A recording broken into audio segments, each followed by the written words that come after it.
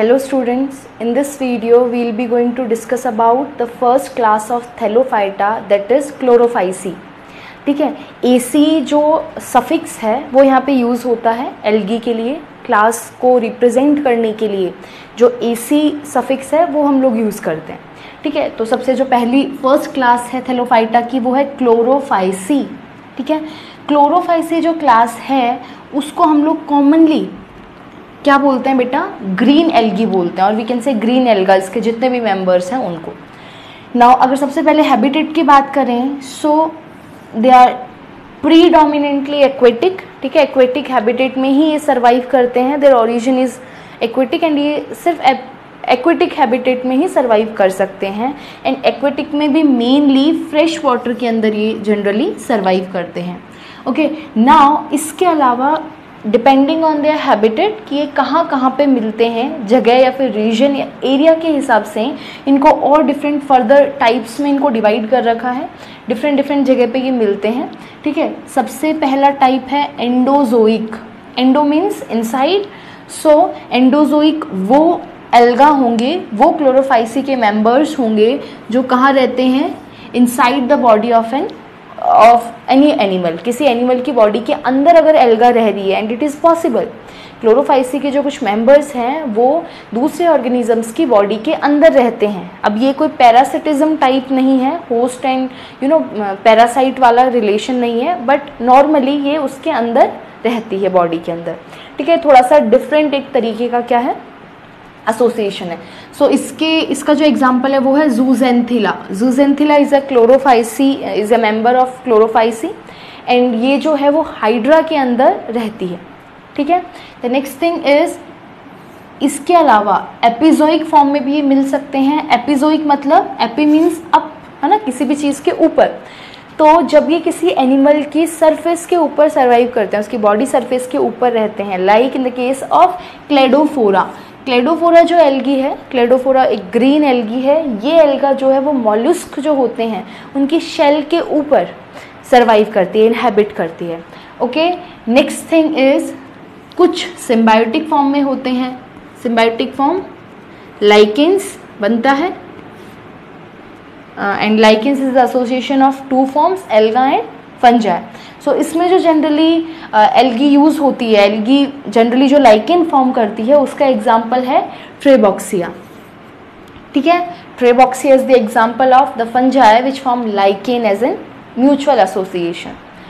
Now the next type is, ये parasitic भी हो सकते हैं. ठीक है, जनरली बहुत कम ऑर्गेनिजम्स हैं ग्रीन एल्गी के अंदर जो पैरासाइटिक फॉर्म में मिलते हैं, बट दे आर देयर, है ना, कुछ हैं. For example सिफेलोरियस. सिफेलोरियस जो है वो क्या कॉज करता है, rust of T and coffee. ये इनसे एसोसिएटेड जो डिजीज़ हैं वो प्लीज़ ध्यान रखिएगा, बिकॉज 1 मार्क्स में डिजीज़ जो है वो पूछ लेते हैं जो भी ये कॉज कर रहे हैं, या फिर इसका कॉजेटिव ऑर्गेनिज्म कौन है, दैट इज सिफेलोरियस. ठीक है, नेक्स्ट है हमारे पास, अब ये तो हम लोगों ने नॉर्मल इसके हैबिटेट की बात कर ली कि हैबिटेट के बेसिस पे ये किस किस टाइप के हो सकते हैं. ये एंडोजोइक भी हो सकते हैं, एपिजोइक भी हो सकते हैं, पैरासाइट भी हो सकते हैं, सिम्बायोटिक एसोसिएशन में भी सर्वाइव कर सकते हैं.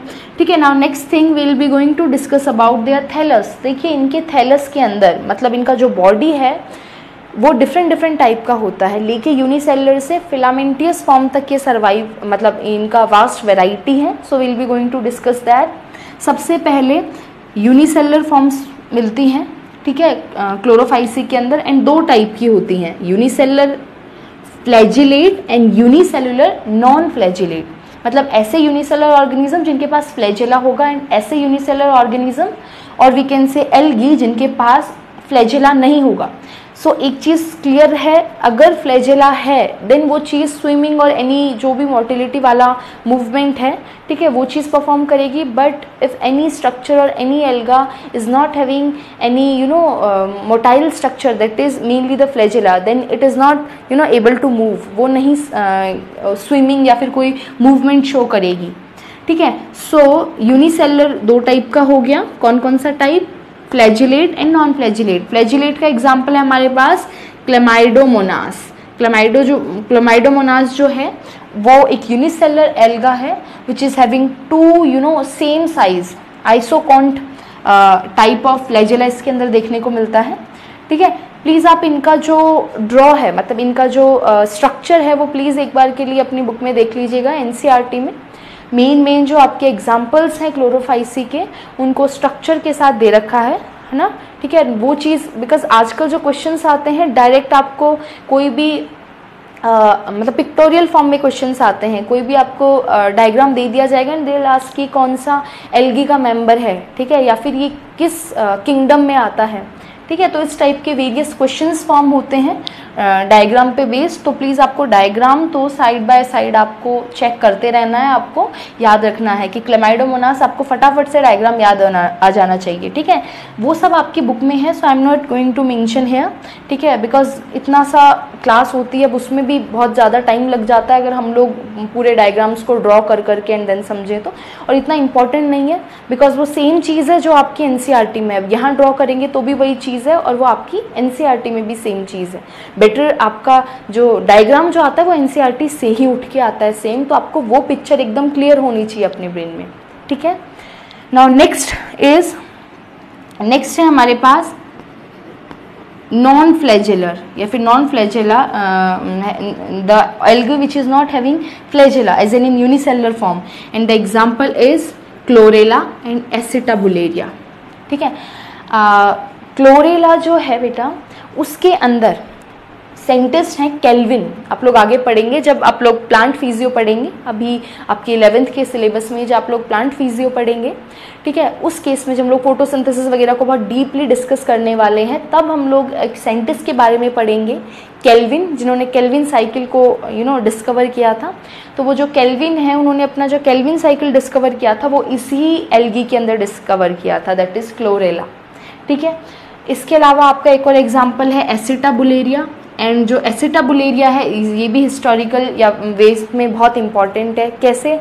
बिकॉज एक साइंटिस्ट थे हैमरलिंग, इन्होंने क्या किया था, इन्होंने ये बताया था, इसको स्टडी करके एसिटाबुलेरिया को स्टडी करके इन्होंने ये मैसेज कन्वे किया था और ये अपना एक स्टेटमेंट दिया था कि जो न्यूक्लियस है वही क्या करता है, पूरी सेल की एक्टिविटीज़ को कंट्रोल करता है। ये जब आप लोग सेल बायो पढ़ेंगे तब ये चीज़ें आती हैं। ठीक है, अभी हमें पता है we know the nucleus is the main like a brain of the cell. ठीक है, ये मेन गवर्निंग पार्ट होता है सेल का, बट उस टाइम पे जो पहली बार डिस्कवरी हुई थी वो एसिटाबुलेरिया के अंदर हैमरलिंग ने की थी और ये बताया था कि जो न्यूक्लियस होता है वही क्या है, पूरी सेल की एक्टिविटीज़ को कंट्रोल करता है। ठीक है, now so it is the interesting fact, आपको इन दोनों से रिलेटेड चीज़ याद रखनी है। इसके बाद कॉलोनियल फॉर्म भी आपको देखने को मिलती है। ठीक है, क्लोरोफाइसी के अंदर कॉलोनियल भी दो टाइप की होती है, flagellate and non flagellate. Flagellate जो है उसका एग्जाम्पल है हमारे पास वॉलवॉक्स। वॉलवॉक्स जो हैं स्विमिंग शो करते हैं, ध्यान रखना, because they are having flagella and ये कॉलोनी में रहते हैं। लाइक आपको इस तरीके की छोटी छोटी कॉलोनी देखने को मिलेंगी और कॉलोनी में भी सब कॉलोनी देखने को मिलेंगी। ठीक है, ये जैसे बड़ी कॉलोनीज़ हैं और इनके अंदर छोटी छोटी सब कॉलोनीज़ देखने को मिलेंगी। तो इस तरीके का स्ट्रक्चर आपको एक वॉलवॉक्स कॉलोनी में मिलेगा। तो इसका मतलब ये नहीं है एक सिंगल ऑर्गेनिज्म है, इट इज़ मतलब इसके अंदर बहुत सारे ऑर्गेनिज्म है but they are in the colony form. ठीक है, एग्रीगेटेड फॉर्म में वो चीज़ सर्वाइव करती है और हमेशा ये ऐसे ही रहता है। एज एन आपको फ्री फॉर्म में वॉलवॉक्स नहीं मिलेगा अनटिल अनलेस आप उसको सेग्रीगेट या फिर सेपरेट आउट ना करें। ठीक है, नेक्स्ट थिंग इज, तो ये चीज़ समझ में आई, वॉलवॉक्स जो है वो किसका एग्जाम्पल है बेटा, फ्लैजिलेट कॉलोनियल फॉर्म का। Next non flagellate colonial form भी होती है, फॉर एग्जाम्पल हाइड्रोडैक्टॉन, डिक्टॉन। ठीक है, हाइड्रोडिक्टॉन जो है वो किसका एग्जाम्पल याद रखना है आपको, colonial non flagellate form. These are just मतलब ये प्योर रट्टाफिकेशन है और इसके अंदर कुछ समझने जैसा नहीं है। हाँ, किसी भी अगर एग्जाम्पल से एसोसिएटेड कोई लॉ है, कोई थ्योरी है या फिर कोई डिस्कवरी है, वो चीज़ थोड़ा समझने लायक है। सो वो चीज़ मैं आपको थोड़ा समझा रही हूँ। बाकी जो एग्जाम्पल है वो एज इन आपको याद रखने हैं। ठीक है, मेमोराइज करना है बाय हार्ट, आपको चीज़ें एज इन पता होनी चाहिए बिकॉज सीधा क्वेश्चन आता है, इसमें अब कुछ याद करने जैसा नहीं है। ठीक है, नेक्स्ट थिंग इज, कुछ फिलामेंटियस फॉर्म भी मिलते हैं एंड फिलामेंट में दो टाइप के, ब्रांच्ड फिलामेंट और अनब्रांच्ड। ये हम अगर आपको याद हो तो इससे प्रीवियस वीडियो में जब हम लोग इंट्रोडक्शन मेनली डिस्कस कर रहे थे तो हम लोग ये मेन चीज़ें डिस्कस कर चुके हैं कि जो इनका थैलॉइड, इनका जो स्ट्रक्चर है बॉडी का, वो डिफरेंट फॉर्म में मिलता है, यूनिसेलुलर से लेके filamentous, colonial and different form में दे सर्वाइव। ठीक है, सो फिलामेंट फॉर्म भी दो टाइप की हो सकती हैं, अनब्रांच्ड एंड ब्रांच्ड। अनब्रांच्ड का एग्जाम्पल स्पायरोगायरा, SPIROGYRA, स्पायरोगायरा, जिसको हम लोग पॉन्ड सिल्क बोलते हैं। ये इनका जो अल्टरनेटिव और we can say the common और यूनिक नेम होता है ना, that you have to be memorize और you have to be remember, because question यहाँ से पुटअप होता है। ठीक है, यहाँ से क्वेश्चन पूछा जाता है। Ulothrix is another example of unbranched filamentous form.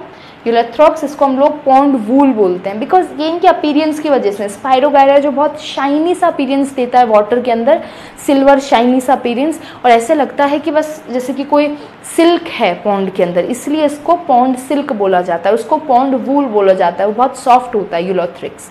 ठीक है, next thing is filamentous branched and the example is Cladophora.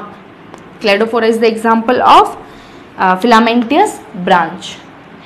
Now ये हमारे क्या हो गए, थैलस के फॉर्म हो गए। इन सभी फॉर्म में थैलस मिलता है। इसके अलावा एक और फॉर्म में थैलस मिल सकता है, दैट इज पेरेनकाइमेटस। हम लोगों ने कल भी बात की थी, and the example is Alva, जिसको हम लोग सी लेट्यूस बोलते हैं। ठीक है, सी सैलेड बोलते हैं। तो ये चीज़ याद रखिएगा, इसको कंज्यूम भी किया जाता है, ये ईडेबल है।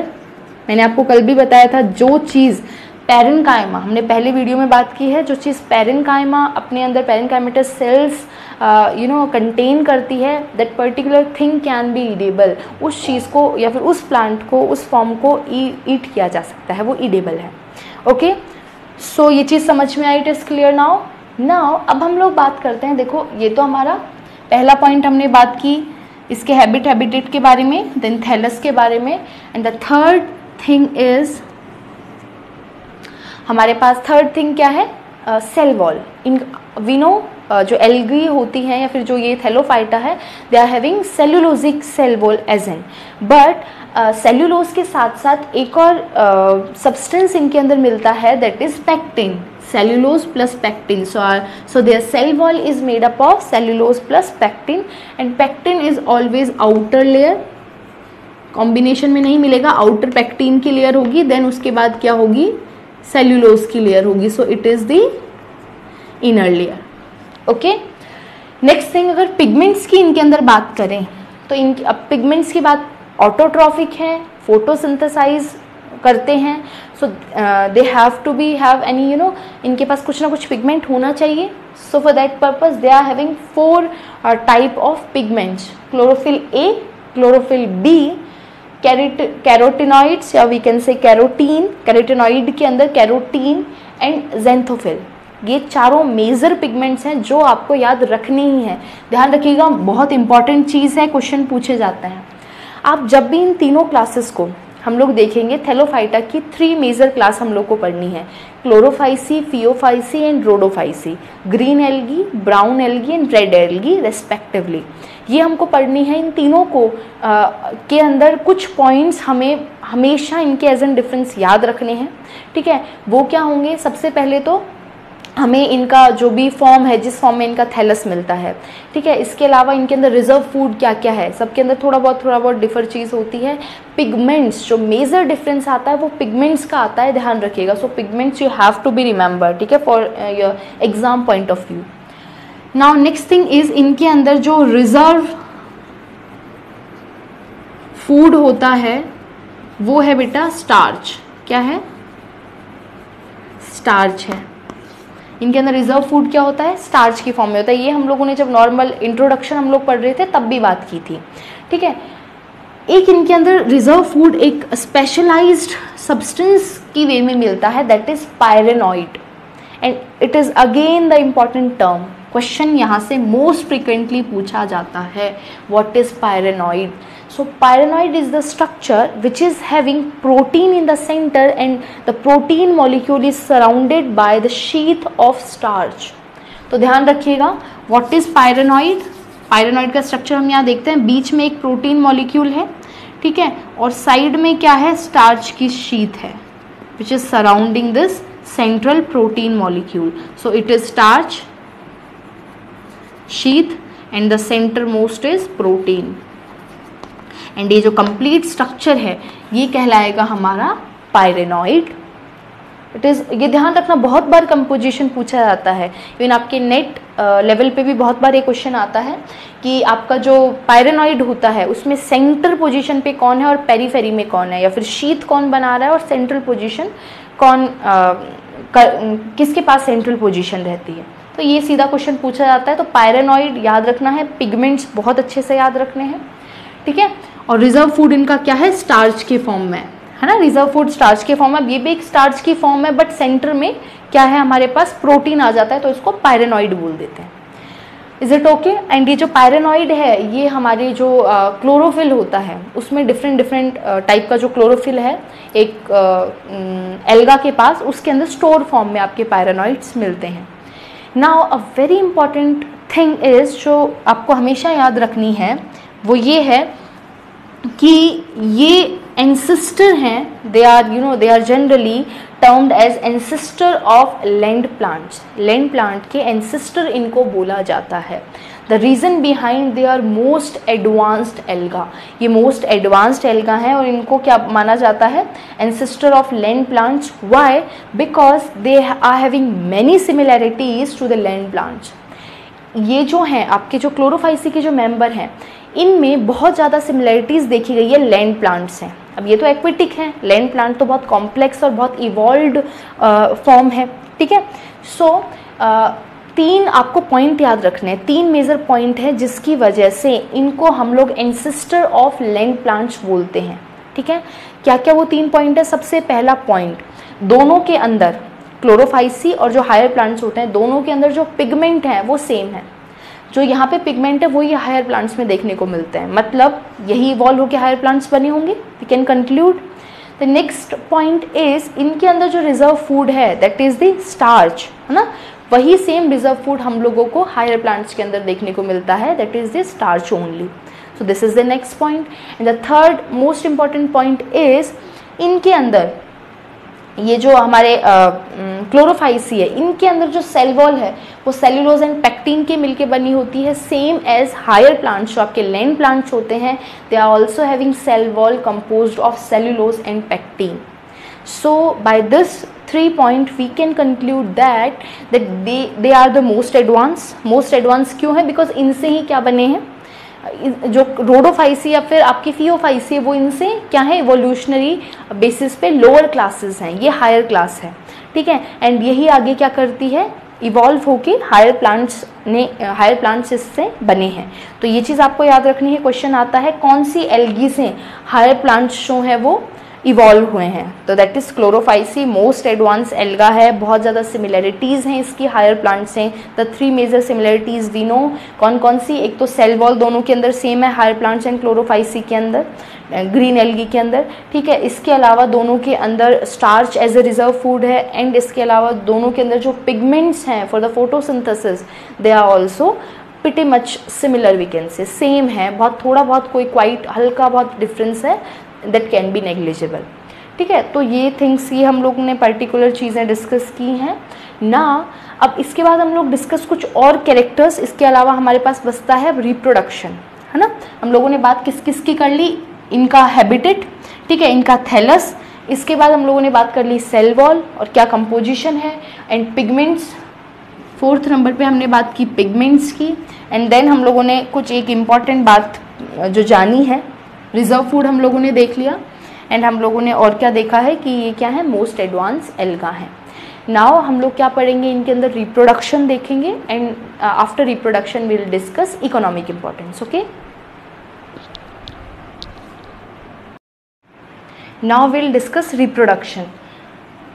देखिए रिप्रोडक्शन मैंने बोला था एल्गी के अंदर तीनों टाइप का रिप्रोडक्शन देखने को मिलता है. क्लोरोफाइसी क्लास के अंदर भी तीनों टाइप का रिप्रोडक्शन, वेदर वेजिटेटिव हुआ, एसेक्सुअल एंड सेक्सुअल, तीनों टाइप का रिप्रोडक्शन ये परफॉर्म करते हैं, ठीक है. वेजिटेटिव रिप्रोडक्शन होता है मेनली थ्रू फ्रेगमेंटेशन से, ठीक है. एसेक्सुअल जो रिप्रोडक्शन होता है वो माइटोस्पोर्स से होता है, we know. And what are the mitospores, जो माइटोसिस से बनते हैं.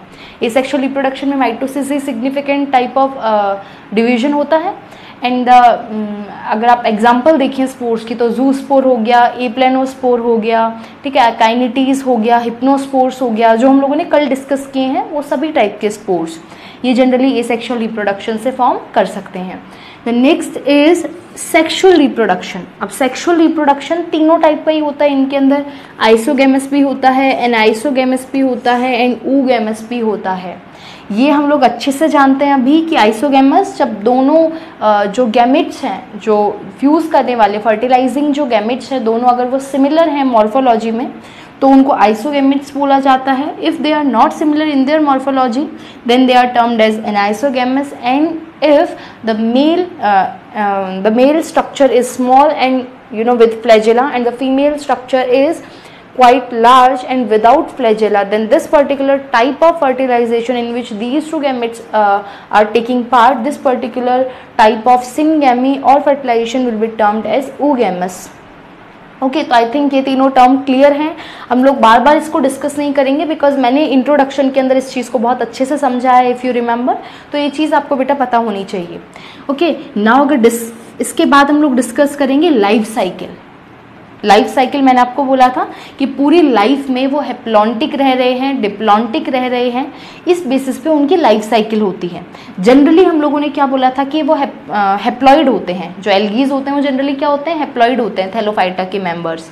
तो वो कैसा लाइफ साइकिल परफॉर्म करेंगे, हेप्लॉन्टिक। तो मोस्टली तो क्या होता है,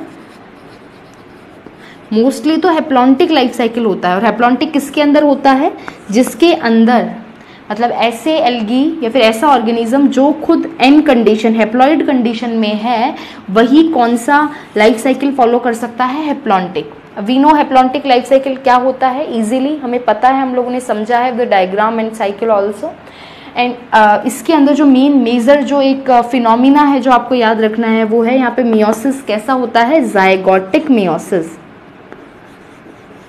this you know, zygotic meiosis is the prominent phenomena which occur here. Why? Because the main body is haploid and to get the haploid body, the diploid zygote have to have perform meiosis. So that's why the meiosis in their complete life cycle is at one place only, that is from the formation of main body from the zygote. ठीक है, and haplontic इसलिए क्योंकि इनकी major जो life cycle होती है वो haploid stage में ही है, सिर्फ 2n कंडीशन में एक जायगोट ही है जो आता है। So dominate main plant body और dominating stage of their life cycle is haplontic और haploid. Okay, and sporophytic is sporophytic, 2n condition को हम लोग स्पोरोफाइटिक बोलते हैं, गैमेटोफाइटिक इज n कंडीशन। तो यहाँ पे स्पोरोफाइटिक कंडीशन गैमेटोफाइटिक कंडीशन पे डिपेंड होती है, because if gametophytic condition will not be there then the sporophytic generation will not come. ठीक है, वाई, बिकॉज यही इसको रेज करता है आगे ना। अगर एग्जाम्पल की बात करें, एग्जाम्पल ही मेन इंपॉर्टेंट अभी हमको याद रखने हैं और वी कैन से आप कह सकते हैं कि रटने हैं। ठीक है, बिकॉज मेन थिंग आपको पता है और उससे एसोसिएटेड आपको एग्जाम्पल से याद रखने हैं। यूलोथ्रिक्स हो गया, स्पायरोगायरा हो गया एंड क्लामाइडोमोनास हो गया। These are the 3 main important examples of the haplontic type of life cycle in chlorophyceae class of thallophyta. Next thing is diplontic life cycle देखने को मिलती है कॉलोरापा के अंदर। हम लोगों ने कल भी एग्जाम्पल डिस्कस किया था, ग्रीन एल्गी होता है कॉलोरापा, और ये एग्जाम्पल मतलब ये कौन सा लाइफ साइकिल फॉलो करता है, डिप्लॉन्टिक, मतलब इनका बॉडी डिप्लॉइड होता है। ठीक है, मोस्टली तो यही करेंगे haplontic is, but exception are also there, कुछ ऑर्गेनिज्म में ये भी होता है, तो हमें ये चीज़ भी पढ़नी पड़ेगी। ठीक है, तो डिप्लॉन्टिक भी इनके अंदर लाइफ साइकिल होता है। डिप्लॉन्टिक के अंदर क्या होता है, गैमेटिक मियोसिस होता है, बिकॉज गैमेट तो हमेशा एन बनने हैं एंड बॉडी क्या है, डिप्लॉइड है। सो इस डिप्लॉइड बॉडी को मियोसिस करना ही पड़ेगा गैमेट बनाने के लिए। दैट्स वाई इनकी लाइफ साइकिल में जहाँ मियोसिस होता है वो स्टेज होती है गैमेटिक स्टेज। और अगर इनकी कंप्लीट लाइफ साइकिल की बात करें उसको डिप्लॉन्टिक इसलिए बोल रहे हैं बिकॉज 2n जो फेज है वो मेजर फेज रहती है। Sporophytic 2n that is sporophytic जो फेज है वही मेजरली जो प्रोमिनेंट फेज रहती है। ठीक है, ये डिपेंडेंट नहीं होती है यहाँ पे गैमेटोफाइट पे। ठीक है, बिकॉज मेन बॉडी 2n है तो ये क्यों डिपेंडेंट होगी, मेन बॉडी तो अपना अगर एसेक्सुअल रिप्रोडक्शन करके भी तो अपनी प्रोजेनी को आगे रख सकती है, कैरी ऑन करवा सकती है. So it is not completely dependent on this gametophytic generation. इसके थोड़े से टाइम के लिए इसके अंदर गेमेटोफाइटिक जनरेशन आती है सिर्फ गैमेट फॉर्मेशन के टाइम पे, and it is not dependent on this particular gametic stage. Now the next and the third type is haplodiplontic type of life cycle.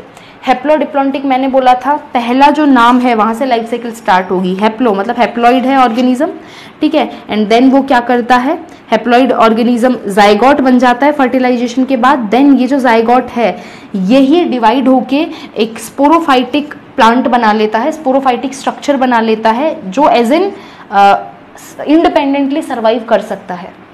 चीज़ समझ में आ रही है. एक प्लांट है, इस केस में क्या हो रहा है, एक एल्गी है, वो क्या है, हेप्लॉइड है, अभी हेप्लॉन्टिक लाइफ साइकिल परफॉर्म कर रही है, बट उसकी लाइफ साइकिल में एक पॉइंट आता है जब वो डिप्लॉइड स्ट्रक्चर बनाती है, दैट इज जाइगोट. इसने जैसे ही जाइगोट बनाया, अब वो जाइगोट के अंदर जाइगोटिक मियोसिस नहीं होके वो ऐसा ही स्ट्रक्चर रह गया और उसके अंदर माइटोसिस होने लगा. तो एक जो बॉडी बनेगी वो डिप्लॉइड बॉडी बनेगी, ठीक है, स्पोरोफाइटिक बॉडी बनेगी, और वो बॉडी अपने आप सेपरेटली सर्वाइव कर सकती है. ऐसे अपना डिप्लॉइड लाइफ साइकिल कंप्लीट करती रहेगी, वो अपना माइटोसिस कर करके डिवीजन करती रहेगी. बट तो वो कंप्लीटली इंडिपेंडेंट है, इस पर डिपेंड नहीं है. एक बार जाइगोट बना वो कंप्लीटली इंडिपेंडेंट हो जाएगी, अपना खुद सर्वाइव करेगी. एंड देन फिर अगर ये जो डिप्लॉइड है ये वापस से हेप्लॉन्टिक, मतलब जो डिप्लॉइड है ये हेप्लॉइड भी में भी कन्वर्ट हो सकता है. कैसे, जब जाइगोटिक मियोसिस होगा देन ये चीज़ हो जाएगी. तो दोनों चीज़ें अपने आप में इंटरडिपेंडेंट नहीं है, बिल्कुल क्या है, इंडिपेंडेंट है, कोई भी डिपेंडेंसी नहीं है एक दूसरे पे.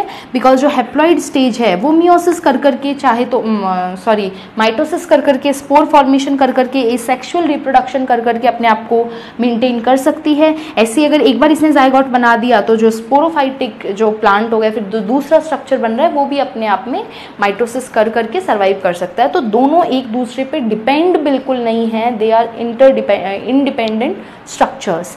इसलिए इसको हेप्लोडिप्लॉन्टिक लाइफ साइकिल बोलते हैं. दोनों ही स्टेज, गैमेटोफाइटिक और स्पोरोफाइटिक, किसी की भी बात कर लीजिए, दोनों एकदम इंडिपेंडेंट स्टेज होती हैं, कोई भी किसी पे डिपेंडेंट नहीं है, ठीक है.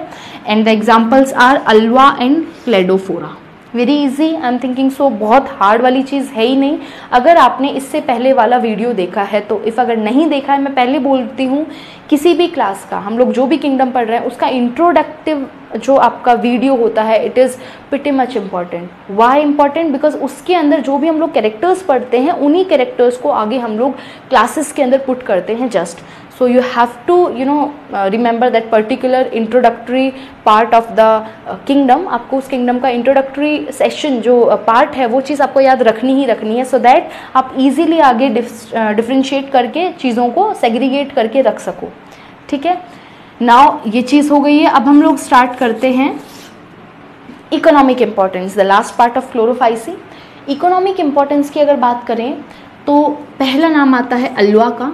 अल्वा जो है उसको सी लेट्यूस बोलते हैं.